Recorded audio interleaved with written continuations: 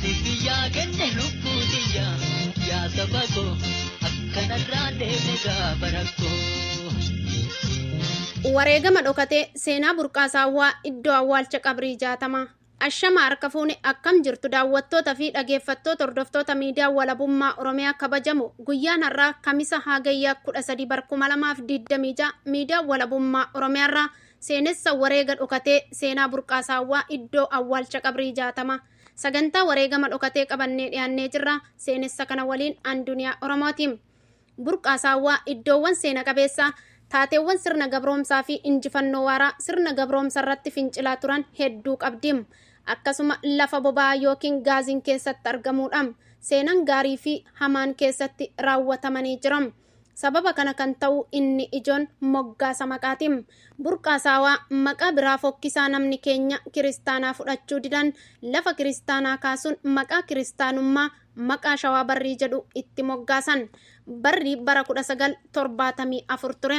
Moggaasan dabalataa bara 1999 wareegama jaalbaabboo sababeeffachuun OPDO'n injifannoo labsatte maqaa mana barumsaa bitootessa 17ffaa jechuun itti moggaaste. Kunis hin milkoofne manni barumsaa fi magaalaan maqaa isii kan ganamaa Burqaa Sawaa taate itti fufte. Burqaa Sawaa moggaasa maqaa bishaan Burqaa Sawaa irraa akka moggaafatte beekamaadha. Isuma kanaan wal qabatee magaalaan kun kan hundeeffamte bara 1954 keessa suuqii waajjiraa fi masgiida dalluu jalqabaatiin bu'uureffamte.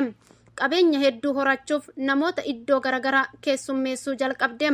Boodarra garuu wal waraansa riphee loltoota Oromoo kanneen akka fincila shananii fi bara 1976 booda waraanni bilisummaa Oromoo fi waraana dargii gidduutti lola banameen tarkaanfiin gara jabinaa mootummaa Itoophiyaatiin meeshaalee waraanaa gurguddaa irratti roobsuun magaalattiin guutumatti barbadoofte.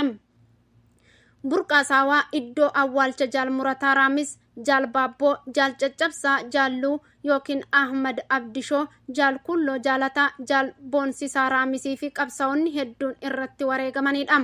Addatti bara 1982 dargiin namoota 60 walitti qabee iddoo tokkotti rashane. Namoota jajjaboo hooggantoota jaarmiyaa hawaasaa bebbeekamoo kanneen akka Said Hakim, Abbaa Jundaa, Utee Abbaa Dinqaa, Dinqaa Abbaa Utee fi Mahammad Ajiifaa wajjin namoota ciccimoo maadhee abaawotaan hedduu gandaa eeldhahee fi gooroo lolahaa irraa walitti guure. Murruqqii maatiin guutuun keessatti argaman ija uummataa duratti walitti qabee gocha suukanneessaa irratti raawwate. Uummata nagaa eegatoo annoo jala oolchee booda walitti hidhee rasaasa itti roobsee doozariin biyyee irra deebise. Gochi suukanneessan kunis qabsoo bilisummaa Oromoo duubatti deebisuu hin dandeenyam. Hawaasni gocha kanarraa ka'uun maatiin guutuun bosona seenuudhaan gabrummaa sirna impaayera Itoophiyaa diduun uummanni keenya baha Oromiyaa guutumatti dahoo waraana bilisummaa Oromoo ta'uudhaan waraana nama nyaataa dargii bobbaa fi gala dhorkuun qabsoo mirga abbaa biyyummaa isaa deeffachuuf dirree qabsootti hiriire. Ijoollummaan warri sababa gocha kanaatiin dirree qabsoo seene kanneen akka jaal Raggaatuu Roobaa, jaal Ayyaantuu Dagaa, jaal Hangaatuu Abdiishuu, jaal Kulloo Jaalataa fi dargaggoota hedduu mooraa qabsoo bilisummaa Oromootti makame. Qindoominaa fi dammaqina hirmaannaa uummataatiin osoo hin turin Burqaan Sawaa kiyyoo impaayera Itoophiyaa barbadeessuun to'annoo waraana bilisummaa Oromoo jala galte. Akka giddu galeessa Harargeetti iddoo leenjii tukaandoo waboo taatee tajaajiluu jalqabde. Gootota hedduus oomishuu itti fufte. Namoota akka aartist Adam Haaruun, Raayyaa Abbaa Maccaa fi Hawwisoo Waboo affeeruun eebba waraanaa kanarratti uummata kakaasaa turan. Akkuma namni seenaa qabu lafti seenaa waan qabduuf Burqaa Sawaa lafa wareegamni hin dagatamne hammeenyaa olii impaayera Minilik Itoophiyaadhaan irratti dalagame ta'uun lafa burqaa seenaa taate. Lafa kana ABO'n tajaajila hawaasaa kanneen akka qubee barsiisuu, daandii hojjetuu fi baajata ramadee hojii gaarii itti fufte. Kallattii raamisiin hamma gola odaa eeldhahee irraa hamma gammoojjii keessa qaxxaamuree Harargee lixaa karaa baasuuf hanga laga gaaleeyitti daandii qulqullina qabu hojjetee ture.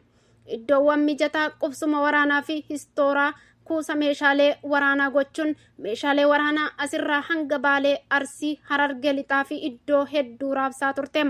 milkaa'ina qabsoo bilisummaa Oromoo ona kana keessatti argate hedduu injifannoon goolabamaa ture. Wareegama ilmaan Oromoo bara Hayila Sillaasee hanga Wayyaanetti ummata nagaa fixuu, qabeenya saamuu fi hawaasa cunqursuun sodaa guddaa qabaachuu irraa kan ka'e hanga ammatti bifuma kanatu itti fufee jira. Lafti xiqqoon seenaa guddoo qabdu tun qabeenya lafa kanaa fi ilmaan Oromoo lafa kanaa hulaa hulatti hadhaan qabsoo bilisummaaf jecha isaan hin qunnamin hin jirtu.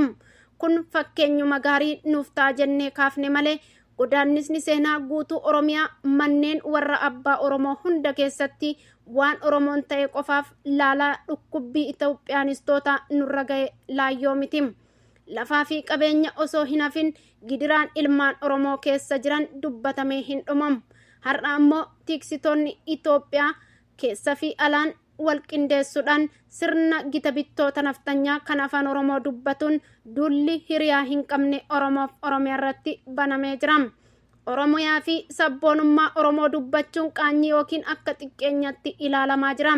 Ati beekaa hayyuu fi xiinxalaa siyaasaa taatee kan kabajamtu sabboonummaa Itoophiyaa uummata barsiisuu fi leellisuun beekamtiin siif kennama. Yaa uummata Oromoo, warraaqsi wareegama ilmaan keetii walabummaa Oromiyaa fi bilisummaa Oromootiif kafalame sun impaayera Itoophiyaatiin butamee jira. Dammaqii wal dammaqsii qabsoo kee harka Itoophiyaanistootaa galaa jiru kana dhaqqabachuun qabsoo keetitti guduunfaa gochuuf yeroon amma waan ta'eef falmaa walirraa hin cinne gochuun dhabama irraa of hambisuun dirqama seenaati. Injifannoon uummata Oromoof Oromiyaan biyya. Barreessan hundee seenaati galmee seenarraa. Seenessituun seenaa kana Anduniyaa Oromooti. Egaa hordoftootaa fi kabajamtoota miidiyaa walabummaa Oromiyaa seenessi har'aaf qabanne kana fakkaata. Hanga dhuma sagantaa keenya waan waliin turtaniif maqaa miidiyaa walabummaa Oromiyaatiin galatooma. Hanga sagantaa seenessa biraatiin walitti deebinu nagaan nuuf tura. Horaa bulaa deebanam. Ansi biyyaa kenne lubbuu biyyaa yaa saba koo akkanarraa deemne gaafa rakkoo.